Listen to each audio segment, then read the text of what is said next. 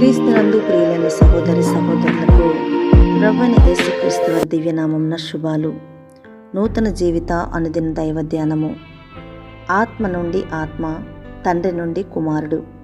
యోహాను సువార్త 4వ అధ్యాయము 23 నుండి 25 వరకు.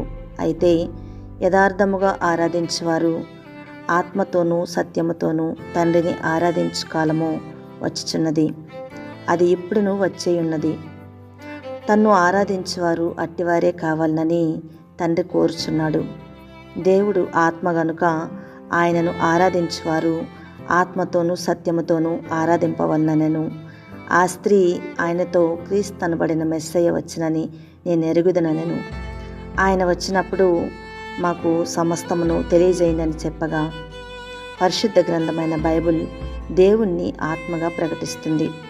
యోహాను సువార్త 4వ అధ్యాయము 24వ వచనము. దేవుడు ఆత్మ, ఆయనను ఆరాధించేవారు ఆత్మతోనూ సత్యముతోనూ ఆయనను ఆరాధించాలి. ఆరాధన అంటే భౌతిక ప్రదేశంలో జరిగేటట్లుగా పర్వతము మీదకు వెళ్ళడం కాదు. ఆరాధన నాయకుడు ఆజ్ఞ ఇచ్చినప్పుడు మాత్రమే ఏడుపు రావడము కాదు.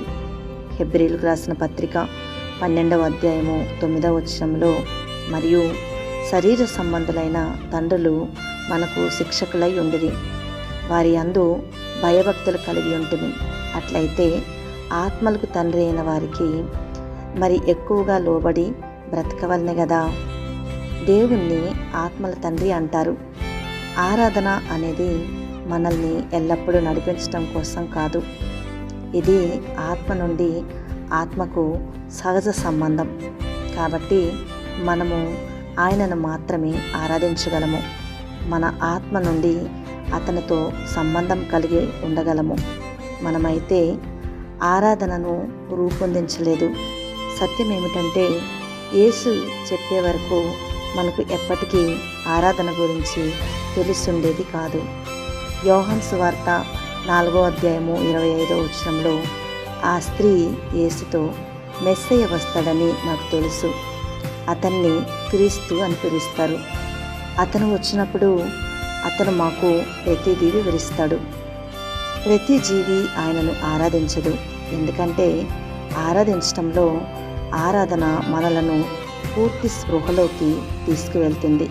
అందుకే ఒకే రకమైన విశ్వాస సమూహం ఉంది, ఒకే రకమైన సంబంధం ఉంది. అందుకే దీనిని ఆత్మ నుండి ఆత్మ అని అంటాము. అదే కుమారుడు తండ్రి కలయిక. కీర్తనల గ్రంథము 150వ అధ్యాయము 6వ వచనంలో, ఊపిరి పీల్చుకునే ప్రతి ఒక్కరూ యెహోవాను స్తుతించాలి. హల్లెలూయా. స్తుతి మరియు ఆరాధనల మధ్య వ్యత్యాసం ఉంది. ప్రశంసలకు స్పృహ అవసరం లేదు. మనము ఆయనను స్తుతించినప్పుడు ఆయన మహిమను కీర్తించాలి.